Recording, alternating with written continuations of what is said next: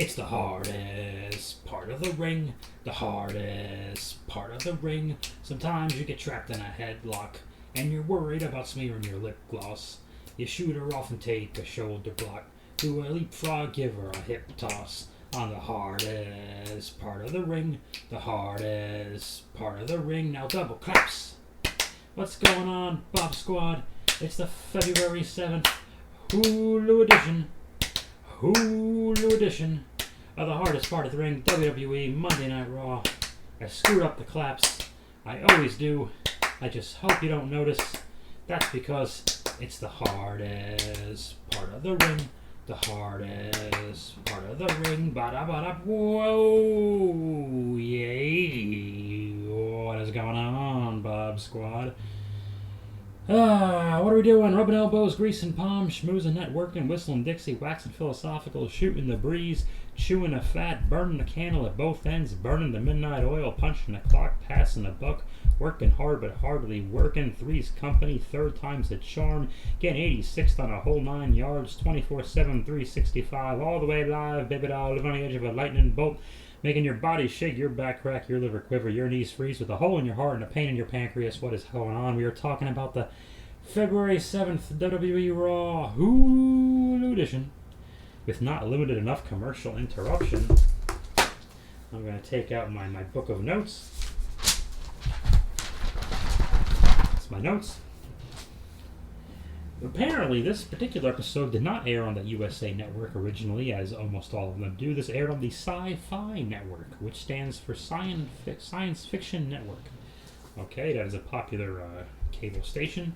It is not nearly as watched as the USA Network. I do not know what on USA Network was preempting WWE Monday Night Raw. Was it the Winter Olympics? Sometimes it's Wimbledon tennis. That's usually a summer thing. Growing up in the 90s, it was always the Westminster Dog Show. I don't know when that is either. I have no idea what preempted WWE Monday Night Raw on the USA Network. I don't know. But they made a point to tell us that the first hour is commercial free, which means nothing if you're watching on Hulu. They tell you it's commercial free and go to a commercial because sci-fi has nothing to do with Hulu. I haven't heard the Hulu edition of WWE Monday Night Raw mentioned on Raw in years. I think it's been 5 years or so since they've ever even brought it up. I don't think they're proud. So many things were not, well, I guess there's always a handful of things that are not on this edition. There were no women's wrestling matches at all in the Hulu edition. So I don't know if Doudrop wrestled or Rhea Ripley or the women's tag team champions, Queen Zelina and Carmella. I know not the answer. I don't know, because they were not Dana Brooke. Nothing with the 24/7 title ever makes it. And before Randy Orton was part of it, the tag team titles never made it on either. Okay, let's move along. Let's start it. We opened the show with the Quiz Bowl. Yes, it's a quiz, almost Team Jeopardy style game show type of thing, because why would it be a wrestling match? This ended up actually being really entertaining, and it shouldn't have been, and one of the big reasons was Chad Gable.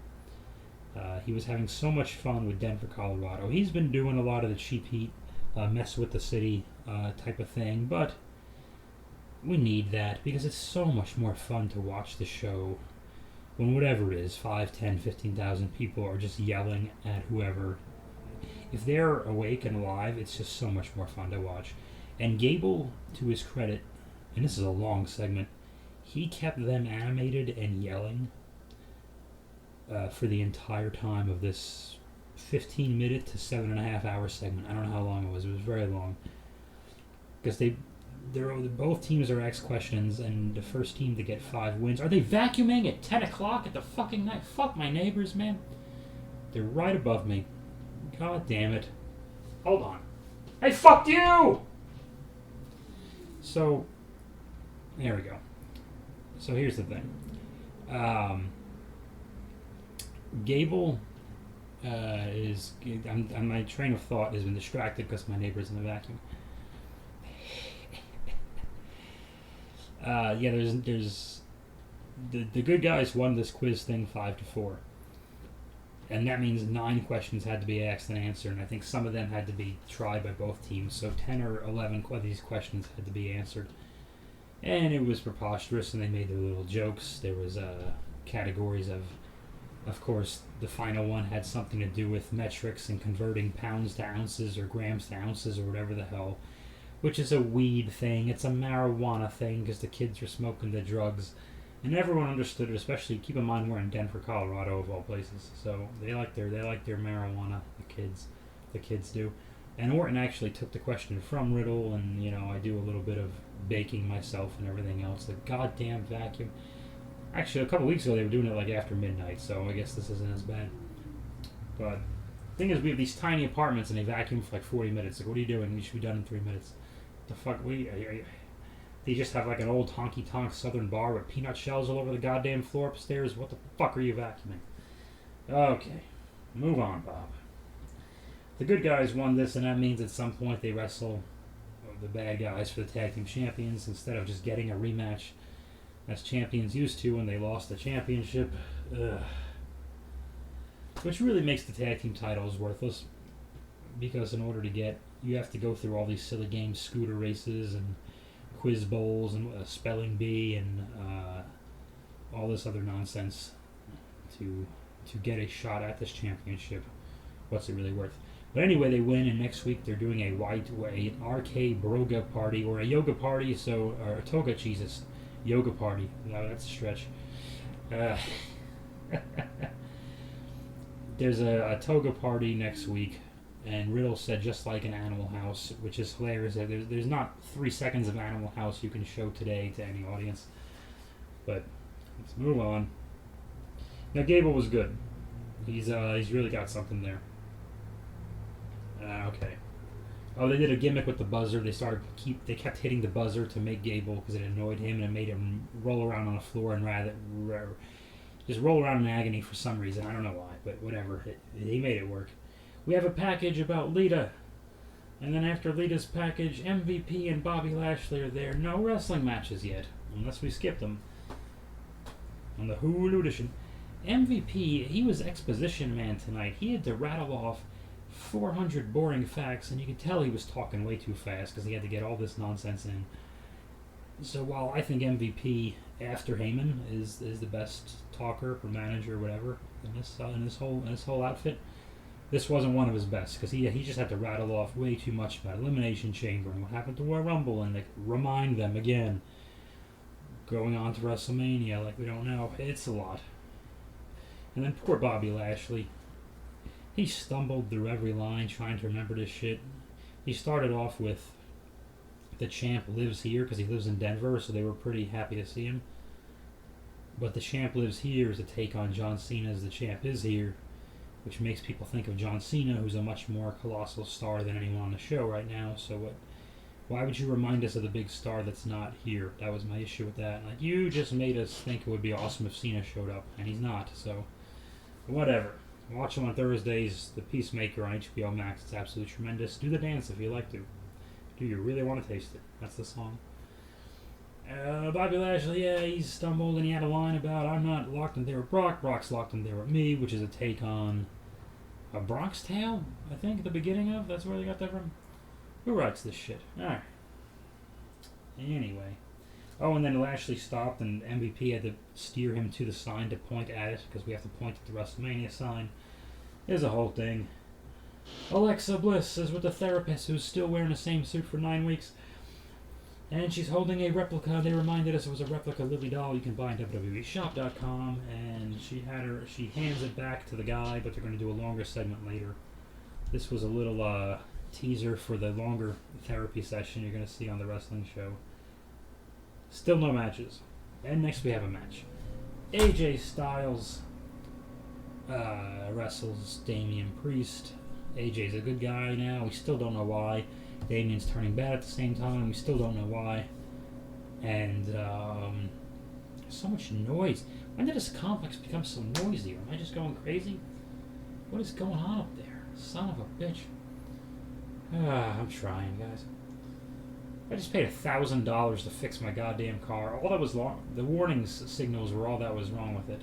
I hit a bump, and the all-wheel drive and anti-lock brake wheels came on.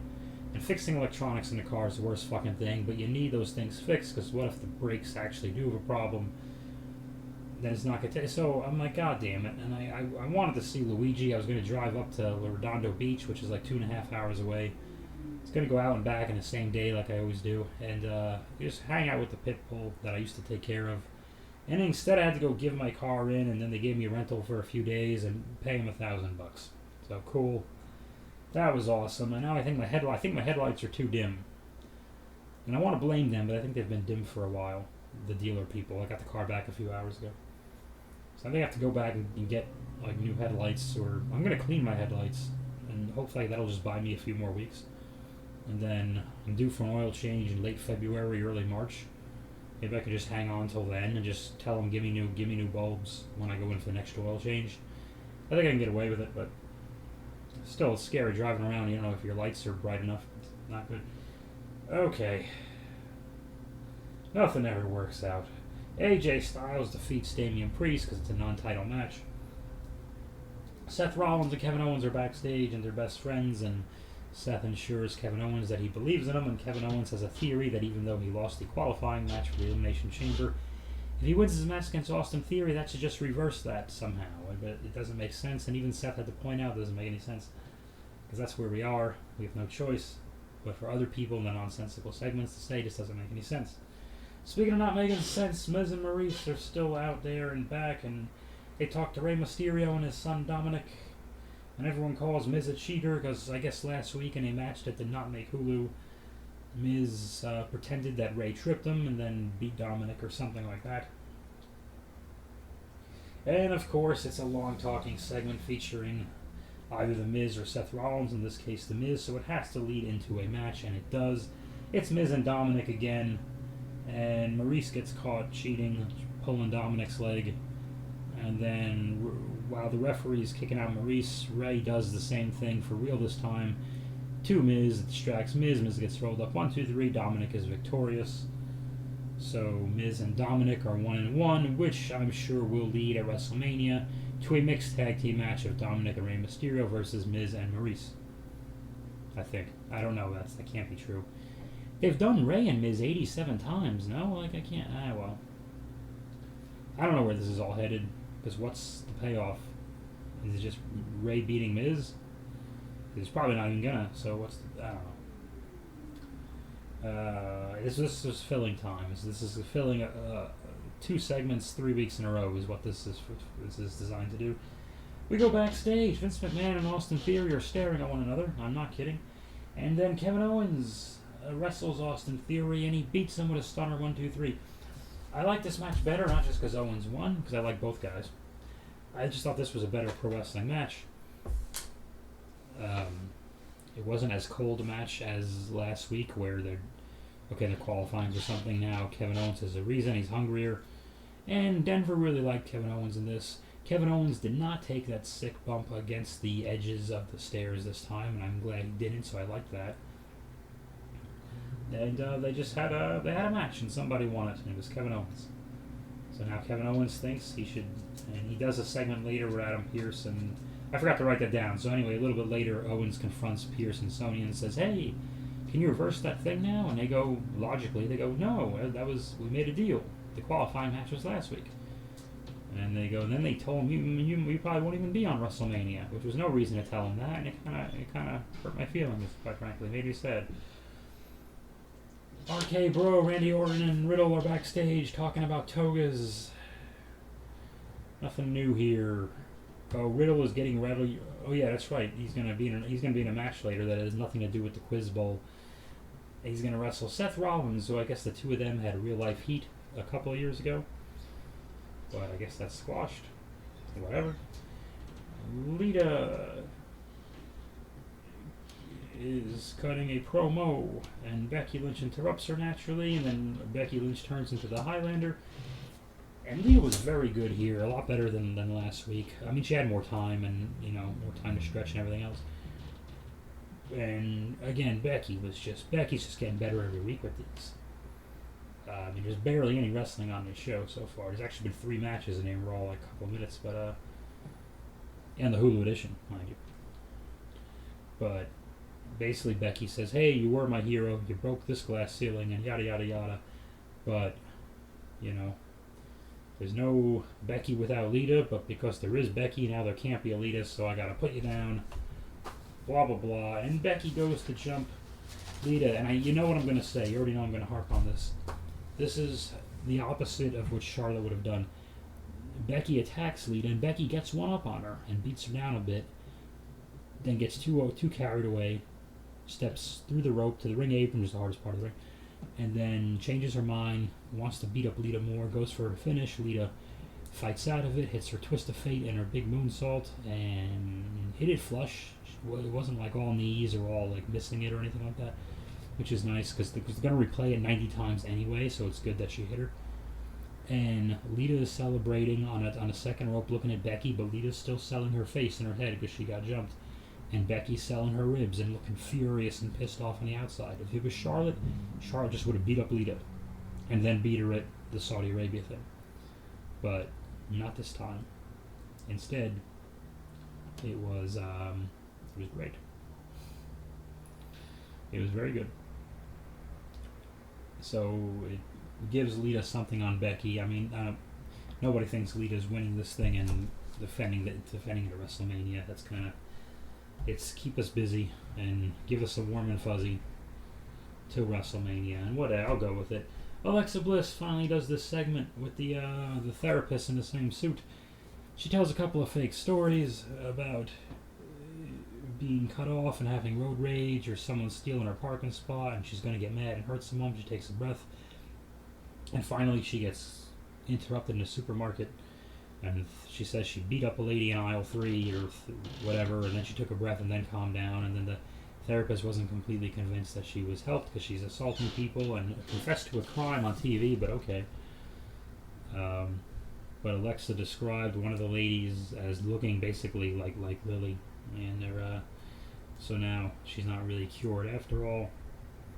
Blah blah blah. Seth Rollins is on TV again talking to an Irish guy. Then we go to a break, and Seth Rollins is back on TV again. Wrestles Riddle, and these two had a very good match. They were having a good match, and then Owens ran out for no reason, jumped Riddle, we don't know why. Gets Seth DQ'd. They pummel Riddle. Orton comes out, makes a save, go to break. I wonder what happens. We come back, it's a tag team match. Orton, Riddle, Seth, and Kevin Owens. This is the main event. This is the big one. And Seth beats Riddle with the stomp, which call me a conspiracy theorist, whatever. I think this was a bit of a make good on the heat between them because they're probably going to wrestle 14 more times in the next few weeks. I also noticed when it was just them having a singles, Riddle was wrestling the Seth Rollins match 100%. Riddle was wrestling the least Riddle match I've ever seen him wrestle. He was doing all Seth, and Seth wasn't taking any of his big shit, and Seth beat him with his finish, so later on, when it was a tag. So, methinks there was a little bit of make good there. Call me crazy. Call me crazy. But it's a little convenient. I mean, obviously you want to have a reason to have a rematch, but I don't know if the announcers explained it and I didn't get it, or they just didn't explain it, but I don't know why Owens just inexplicably cost Seth the match. Was he mad? I guess he was mad that he found out he probably won't be in WrestleMania. I don't understand. But we'll have a bunch of backstage segments next week talking about it. Which we should. We should explain it, because it's worse if you don't explain it. But, I don't know. It feels like a filler. It used to be that really only like October, November, December, well, maybe let's say September through December, like those between SummerSlam and Rumble, everything felt like filler.